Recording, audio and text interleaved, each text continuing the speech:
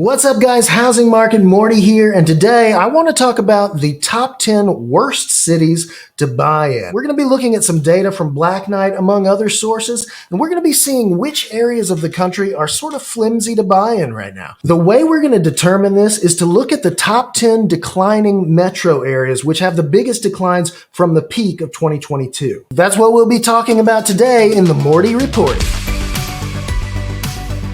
Now, guys, what you're looking at here is a map of the U.S., obviously, and this is the change in the home price index, and this is from the 2022 peak. Just looking at this map, you can see how divided the nation is in terms of home values. You've got the East Coast that's actually not doing too bad, while the West Coast is having some pretty serious declines. You've also got the southern states in decline. Now, you'll notice in this region that things are not so bad, and I think the main reason is affordability. Let's start with number 10, which is Raleigh, North Carolina right here. You're seeing a 4.1% decline in price. So guys, look at this map right here. This is the percentage of household income that is going to pay the mortgage, just the principal and interest, not the taxes or anything like that. And you can see that in North Carolina, we're at 32%. 32% of your income is going to go to paying for your home. Now, guys, typically you don't really want to see this go above about 25% because it's just not sustainable to spend more than a quarter of your income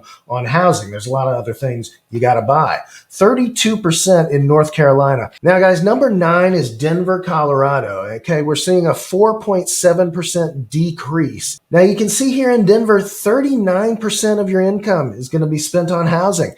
That's pretty unaffordable. Number 8 is Salt Lake City, Utah, with a 6.2% decline. Number 7 is Sacramento, California. You're seeing a 6.9% decrease in prices there. Folks in Sacramento are spending over 50% of their income on housing. Close behind at number 6 is San Jose, California, with a 7.9% decrease. In San Jose, they're spending 58% of their income on housing.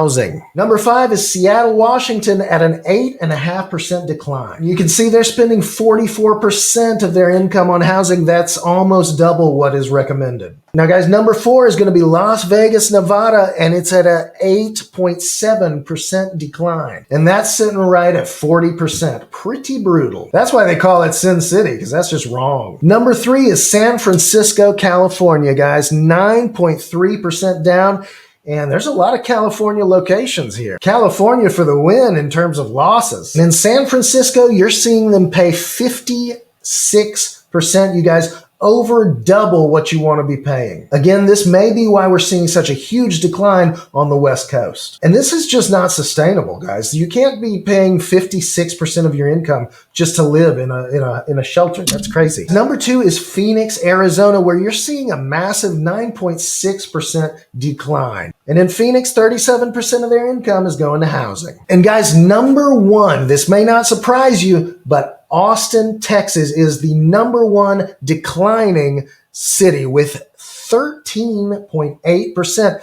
Double digits, you guys. That's nuts. And in Austin, you're looking at 35% of your income going to housing. Now, guys, before I wrap this up, let's look at another couple of things that I think are worth noting. This graph really illustrates part of the big problem here, the unaffordability. The housing payments have just gone up so much. Look at this. And this time in 2021, mortgage payments were about $1,600 on average. Here we are 2 years later, and they've gone up by $1,000, you guys. Is that actually sustainable? I don't know about you, but I don't know if I got a $1,000 raise in the last 2 years, especially when you consider inflation. We're going to look at some Case-Shiller data, and we're going to see just how much equity went up. So guys, this is the Case-Shiller Fred economic data. This is U.S. National Home Price Index. So this is not the actual price of the homes, the selling price. This is what they actually have valued the homes at. Look at this run up. In early 2020, we saw this massive increase in equity. And now it's coming back down, but now it's on the rebound. It'll be interesting to see what happens going forward. But I do think it's important to note that in the history of this data being tracked, we have never had a run up like this ever before.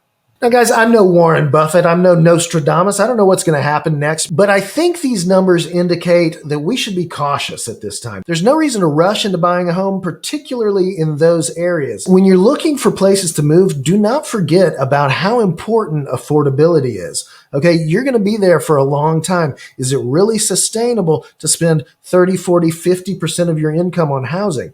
Probably not. But that's just my thoughts. What do you guys think? Let me know in the comments where you think the market is going to go. We're all learning together. Do you see any other major indicators that are going to precipitate a housing crash? Let me know in the comments below. Guys, that's it for this video. If you enjoyed it, please hit like and subscribe. And until next time, be happy, healthy, wise, and wealthy.